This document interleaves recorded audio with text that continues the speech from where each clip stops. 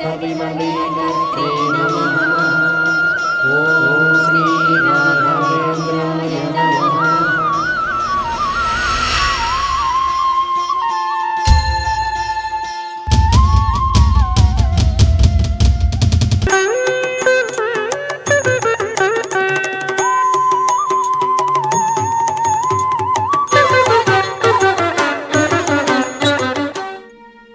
பிக்ஷாலயா கர்நாடக மாநிலம் ரெய்ச்சூருக்கு அருகே அமைந்துள்ள துங்கபத்ரா நதி பாயும் புனித பூமி பிக்ஷாலி.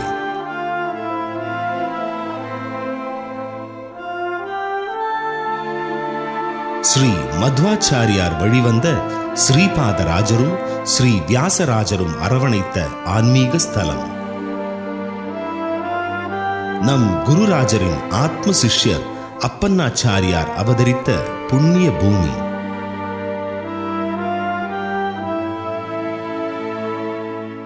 மந்திராலயத்தின் மகான் ராகவேந்திரருடைய பிரிய சிஷ்யர் அப்பண்ணாச்சாரியாருடைய பிறந்த பூமி. அதிலே இன்று நின்று கொண்டிருக்கிறோம். Apannacharya means Antaranga Shishya of Raghavendra Swami. Raghavendra Swami's Guru Stotram is there. Sri Purna Bodh Guru Tirtha Payabdipada Pujaya Raghavendra is there. Na? That Guru Stotram was made by Apannacharya, and that Guru Stotram started from our temple only.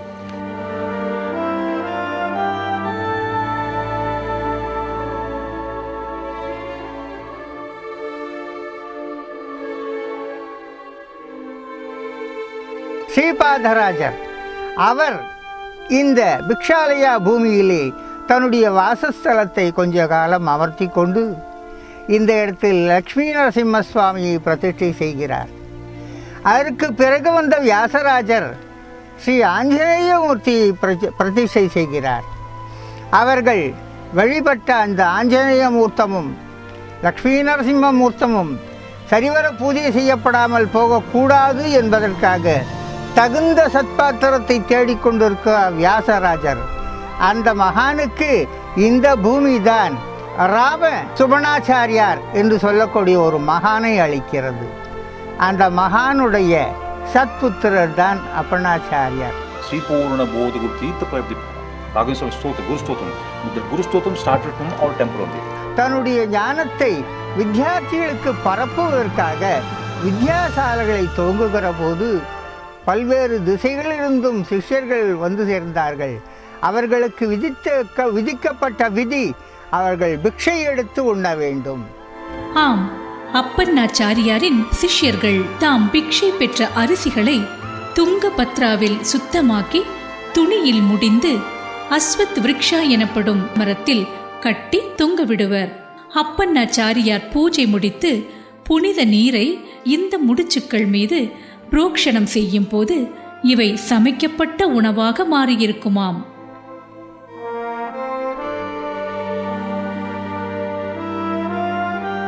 நன்றாக நினைவில் கொள்ள வேண்டும். தவறாக அளிக்கப்பட்டதையே மலராக மாற்றியமைத்த மகான் ராகவேந்தருடைய சிஷ்யர் இங்கே சாதாரண அரிசியை கூட அற்புதமாக பிரசாதமாக மாற்றி காட்டுவது ஒன்றும் அதிசயமில்லை. Apannacharya was 2 years elder to Raghavendra Swami. Apannacharya means my great grandfather only.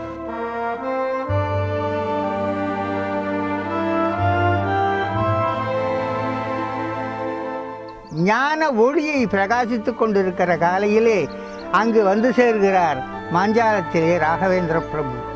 Raghavendra பிரபு இவருடைய ஆக்ஞையை பற்றி கேள்விப்பட்டு நதி கடந்து வருகிறார். சிஷ்யரை தேடி குரு வருகிற காட்சி. இங்கே சிஷ்யரும் குருவும் சந்திக்கிறார்கள். ஒரு நதியும் சமுத்திரமும் சங்கமிக்கின்றன. அப்பண்ணாச்சாரியார் தன்னை முழுமையாக ராகவேந்திர சுவாமியிடம் அர்ப்பணித்து விடுகிறார்.